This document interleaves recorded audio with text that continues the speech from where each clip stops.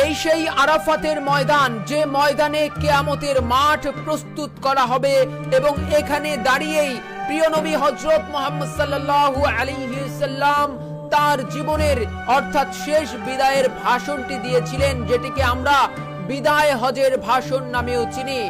এই যে হজের মৌসুম চলে বা হজের মৌসুম যখনই অনুষ্ঠিত হয়, এই আরাফাতের ময়দানে কিন্তু লক্ষ লক্ষ হাজিরা তখন উপস্থিত থাকে।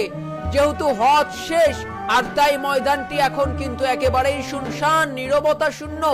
এখানে কিন্তু অনেক হাজির জনসমাগম ঘটেছিল। আমরা যেতে চাই একেবারে পাহাড়ের চূড়ায়, যেখানে একটি পিলার রয়েছে।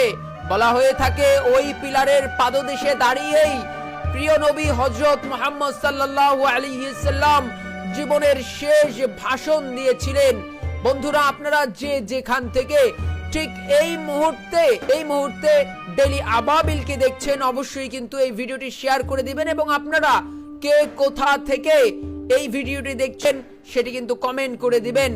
এটি একটি ঐতিহাসিক স্থান, যার নাম জাবালে রহমত বা রহমতের পাহাড়।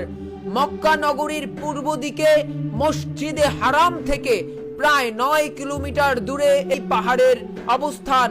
ইতিহাস বলছে মানবতার নবী, বিশ্ব নবী হযরত মুহাম্মদ সাল্লাল্লাহু আলাইহি সাল্লাম এই পাহাড়ের পাদদেশে দাঁড়িয়ে হজের ভাষণ দিলেন। এই পাহাড়টি গ্রানাইট পাথরে গঠিত এবং এটির উচ্চতা 70 মিটার। এই পাহাড়ের চতুর্দিকের দৈর্ঘ্য প্রস্থে 2 মাইল সমতল ভূমিকে আরাফার ময়দান বলা হয়। অবশ্য আরাফাতের ময়দানের মাধ্যমে মূলত এই সমগ্র এলাকাকে বোঝানো হয়েছে। হজের সঙ্গে সংশ্লিষ্টতার কারণে এই স্থান মুসলমানদের কাছে খুব খুব গুরুত্বপূর্ণ। বন্ধুরা, আপনারা দেখছেন ডেইলি আবাবিলে সেই ঐতিহাসিক দৃশ্য। এই দৃশ্যটি যে যেখান থেকে দেখছেন, অন্যান্য মুসলিম ভাই বোনদেরকে দেখার সুবিধার্থে কিন্তু বন্ধুরা এটি অবশ্যই শেয়ার করে দিন। আরাফাতের ময়দানের 3 দিকটাই হচ্ছে পাহাড়ে বেষ্টিত। ময়দানের দক্ষিণ পাশ ঘেঁষে মক্কা হাদ্দা তায়েফ রিং রোড, এই সড়কের দক্ষিণ পাশে আবেদি উপত্যকায় মক্কার উম্মুল কুরা বিশ্ববিদ্যালয় অবস্থিত এবং উত্তরে রয়েছে সাদ পাহাড়। আমরা জানি আরবি জাবাল হচ্ছে আরবি শব্দ, এর মানে হচ্ছে পাহাড়। জাবালে রহমত শব্দের অর্থ হলো রহমতের পাহাড়।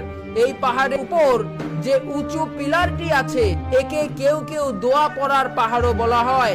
এছাড়াও আরো বেশ কিছু নাম রয়েছে এই পাহাড়টির।